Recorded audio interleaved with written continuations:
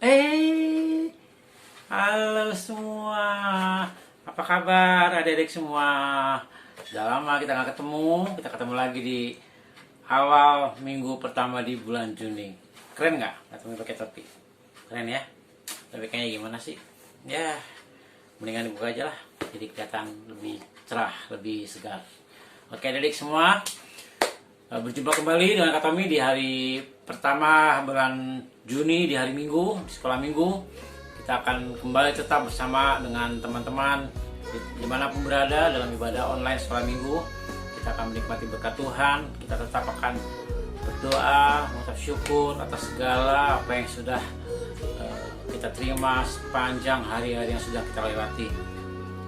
Dalam masa-masa tetap dalam masa kesulitan ini, kita tetap berdoa pada Tuhan agar tetap diberikan kekuatan, agar kita boleh tetap setia mengiring Tuhan dimanapun kita berada. Seperti biasa, kita akan menikmati beberapa cerita sekolah minggu yang bagus, yang bisa membuat adik-adik makin hari semakin kuat di dalam Tuhan. Namun sebelumnya, kita akan berdoa dulu, memohon pertolongan Tuhan agar diberikan kekuatan, diberikan hikmat untuk bisa menikmati berkat Tuhan. Mari kita berdoa.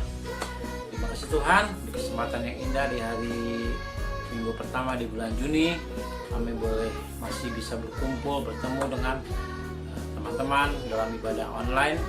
Kami boleh mengucap syukur atas kebaikan-Mu sehingga kami boleh ada hingga saat ini. Terima kasih Tuhan. Kami akan menikmati berkat Tuhan melalui cerita di dalam video ini. Ya, Kau urapi kami semua supaya kami boleh mengerti apa yang difirmankan dan kami boleh menjadi mendapatkan kekuatan yang baru. Terima kasih Tuhan, kami serahkan dalam tangan kemurahan-Mu. Kami siap untuk menikmati berkat Tuhan. Di dalam nama Tuhan Yesus Kristus kami sudah berdoa dan bersyukur. Haleluya. Amin. Yuk, seperti biasa kita akan nikmati video cerita tentang firman Tuhan yang bagus. Mari kita saksikan bersama.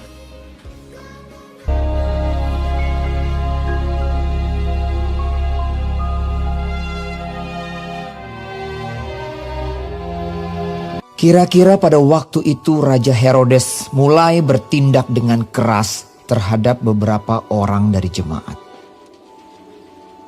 dan menyuruh menahan Petrus. Setelah Petrus ditangkap, Herodes menyuruh memenjarakannya di bawah penjagaan 4 regu, masing-masing terdiri dari 4 prajurit. Maksudnya ialah supaya sehabis Paskah ia menghadapkannya ke depan orang banyak. Demikianlah Petrus ditahan di dalam penjara. Tetapi jemaat dengan tekun mendoakannya kepada Allah. Pada malam sebelum Herodes hendak menghadapkannya kepada orang banyak, Petrus tidur di antara 2 orang prajurit, terbelenggu dengan 2 rantai. Selain itu, prajurit-prajurit pengawal sedang berkawal di muka pintu. Tiba-tiba, berdirilah seorang malaikat Tuhan dekat Petrus dan cahaya bersinar dalam ruang itu. Malaikat itu menepuk Petrus untuk membangunkannya. Katanya, "Bangunlah segera." Maka gugurlah rantai itu dari tangan Petrus. Lalu kata malaikat itu kepadanya, "Ikatlah pinggangmu dan kenakanlah sepatumu. Kenakanlah jubahmu dan ikutlah aku." Ia pun berbuat demikian. Sangkanya ia melihat suatu penglihatan. Lalu ia mengikuti malaikat itu keluar dan ia tidak tahu bahwa apa yang dilakukan malaikat itu sungguh-sungguh terjadi. Setelah mereka melalui tempat kawal pertama dan tempat kawal kedua, sampailah mereka ke pintu gerbang besi yang menuju kota. Pintu itu terbuka dengan sendirinya bagi mereka. Sesudah tiba di luar, mereka berjalan sampai ke ujung jalan. Dan tiba-tiba malaikat itu meninggalkan dia. Dan setelah sadar akan dirinya, Petrus berkata, "Sekarang taulah aku benar-benar bahwa Tuhan telah menyuruh malaikatnya dan menyelamatkan aku dari tangan Herodes, dan dari segala sesuatu yang diharapkan orang Yahudi.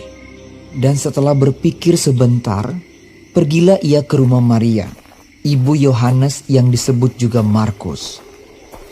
Dan ketika ia mengetuk pintu gerbang, datanglah seorang hamba perempuan bernama Rode untuk mengetahui siapa yang mengetuk itu. Ia terus mengenal suara Petrus, tetapi karena girangnya ia tidak membuka pintu gerbang itu dan segera masuk ke dalam untuk memberitahukan bahwa Petrus ada di depan pintu gerbang. Kata mereka kepada perempuan itu, Engkau mengigau. akan tetapi ia tetap mengatakan bahwa benar-benar demikian. Kata mereka, Itu malaikatnya.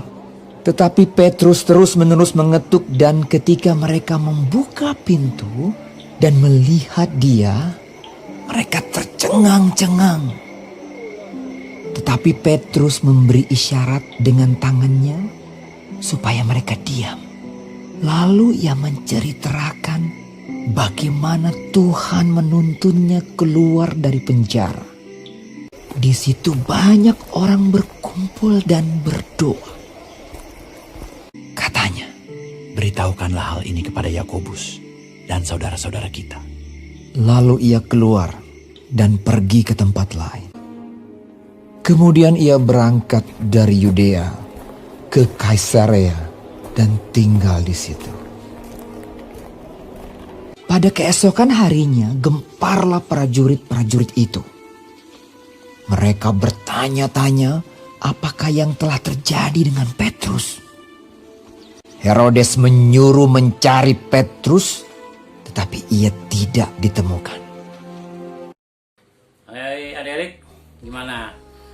Video yang bagus ceritanya, dimana kita sudah masuk dalam hari-hari dimana pencurahan Roh Kudus di Pentakosta. Roh Kudus sudah turun di dalam hati adik-adik semua, di hati Katongi juga. Kenapa? Dengan Roh Kudus yang sudah turun di dalam kehidupan kita semua, kita diberikan kekuatan. Untuk apa? Untuk melakukan mukjizat, untuk melakukan segala sesuatu yang Tuhan sudah berikan kepada kita sebagai anak Tuhan. Di dalam cerita video tadi ada bukti bahwa Petrus, murid Tuhan Yesus, mendapatkan mukjizat dari Tuhan melalui seorang malaikat. Ketika Pak Petrus di dalam penjara, bayangkan, sudah di penjara, tempat yang gelap, masing-masing sudut penjara dijaga oleh beberapa penjaga. Satu sudut 4 orang tentara, ada 4 sudut berarti ada 16 tentara. Di dalam penjara pun Petrus masih dijaga oleh 2 orang dengan tangannya di rantai. Tiba-tiba tengah malam ketika mereka sedang tidur, malaikat Tuhan hadir di dalam ruangan penjara. Yang menepuk bahu Petrus, "Hai Petrus, bangunlah." Tiba-tiba rantai yang membelenggu tangan dan kakinya terlepas seketika, dan Petrus bangun, kemudian mengikuti malaikat tersebut jalan keluar kota melalui pintu tanpa diketahui oleh pengawal. Kenapa? Tuhan menyertai Petrus melalui malaikat itu. Dalam cerita ini diajarkan bahwa ketika Roh Kudus sudah turun di dalam kehidupan kita masing-masing, kita diberikan kekuatan untuk mampu melewati segala rintangan, melewati segala kesulitan di dalam kehidupan kita. Contohnya Petrus. Kesulitan apa yang dilalui oleh Petrus? Penjara. Dia nggak bisa ngapa-ngapain, terbelenggu. Karena besoknya dia akan dihadapkan di semua banyak orang mau dihukum mati.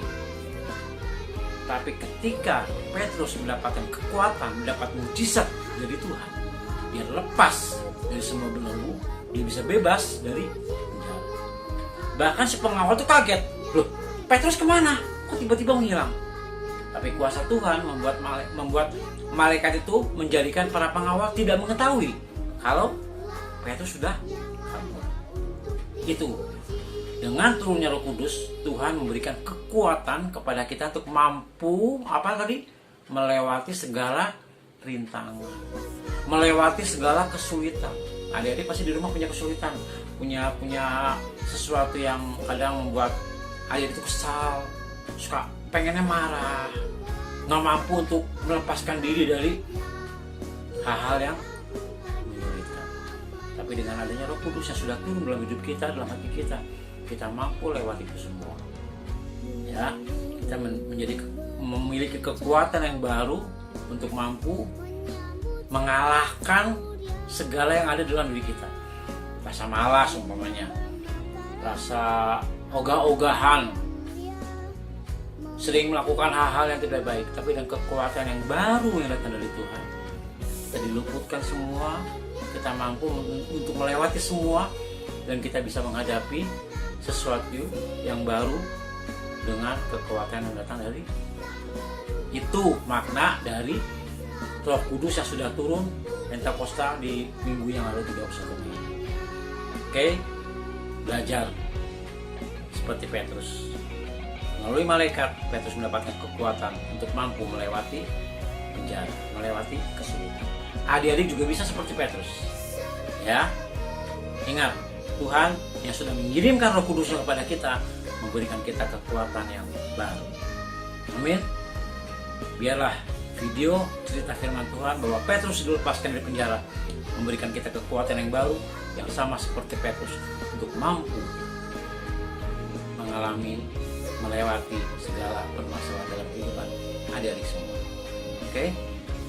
Biarlah firman Tuhan boleh menjadi kekuatan bagi kita semua. Amin. Kita berdoa. Terima kasih Tuhan, firman yang luar biasa mengajar kepada kita dengan kekuatan yang datang dari Tuhan. Roh Kudus-Mu yang selalu memberikan kami kekuatan penghiburan untuk kami boleh mampu melewati segala masalah kami, mampu melewati kesulitan kami, apapun yang kami hadapi dalam kehidupan kami, karena Roh Kudus ada dalam kehidupan kami mampu untuk melewati semua. Terima kasih Tuhan, firman-Mu biarlah menjadi berkat, kekuatan bagi kami semua.